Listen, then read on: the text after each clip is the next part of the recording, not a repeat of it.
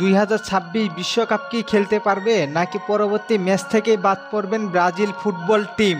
বর্তমানে ইতিহাসের সবথেকে খারাপ সময় পার করতেছে সেলেসাওরা। গত কয়েক বছর ধরে ব্রাজিলকে কখনো কোয়ালিফাই নিয়ে চিন্তা করাই লাগতো না। সেই ব্রাজিল এখন বিশ্বকাপ খেলা নিয়ে রয়েছে সংশয়।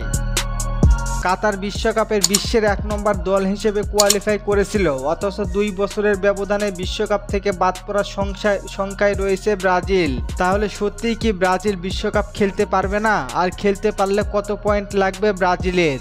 ব্রাজিল বর্তমানে 8 ম্যাচে 10 পয়েন্ট নিয়ে আছেন। 2026 বিশ্বকাপের টিকিটের জন্য মোট 10টি দল লড়াই করবে, যেখানে 6টা দলকে সরাসরি জায়গা দিবেন ফিফা। 7 নম্বরের দলটাকে প্লে অফ ম্যাচ খেলতে দেওয়া হবে। অর্থাৎ ফিফা সরাসরি জানিয়েছে ফিফা র্যাঙ্কিংয়ে 6টা দলকে সরাসরি টিকিট দিবে বিশ্বকাপের জন্য। তাহলে আমরা অন্তত ধরে নিতে পারি বিশ্বকাপ থেকে বাদ পড়েনি এখনো ব্রাজিল।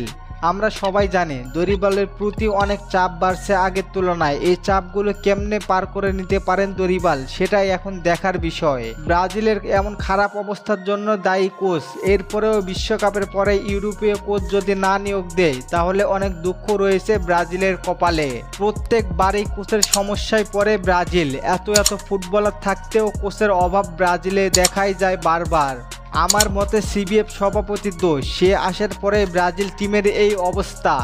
রোনালদো রদ্রিগেস আসার আগে 2019 সালে কোপা আমেরিকা জয়লাভ করেছিলেন ব্রাজিল। 2019 সালের কোপা আমেরিকায় ছিলেন আলভারো জাফিদ।